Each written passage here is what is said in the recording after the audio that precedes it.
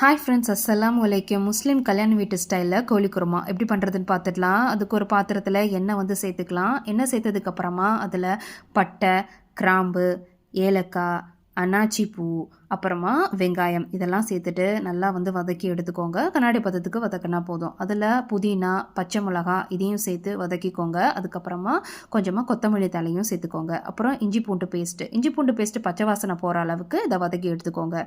இப்போ கொஞ்சமாக சின்ன வெங்காயம் எடுத்து அதை நல்லா பேஸ்ட்டாக அரைச்சி எடுத்துக்கோங்க. சின்ன வெங்காயம் சேர்த்தா டேஸ்ட் வேறு லெவலில் இருக்கும். இப்போ தக்காளியும் சேர்த்துட்டு தக்காளி மசிகிற அளவுக்கு இதை வதக்கி எடுத்துக்கலாம். இப்போ சிக்கனையும் சேர்த்துட்டு அது கூட கொஞ்சமாக தயிர் சேர்த்துக்கலாம். தயிர் சேர்த்ததுக்கப்புறமா இதில் மஞ்சள் தூள், மல்லித்தூள், மிளகாய் தூள் இதெல்லாம் சேர்த்துட்டு நல்லா மிக்ஸ் பண்ணி எடுத்துக்கோங்க. தேவையான அளவு கொஞ்சமாக தண்ணி, அப்புறம் கறிக்கு எல்லாத்துக்கும் தேவையான அளவு உப்பு இதையும் சேர்த்துட்டு நல்லா மிக்ஸ் பண்ணி எடுத்துக்கோங்க.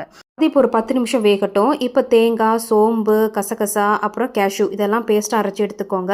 இப்போ 10 நிமிஷத்துக்கு அப்புறம் இதில் உருளைக்கிழங்கு, அதுக்கப்புறம் நம்ம அரைச்சி எடுத்த இந்த தேங்காய் பேஸ்ட்டு இதையும் சேர்த்துட்டு நல்லா கலந்து விட்டுக்கோங்க.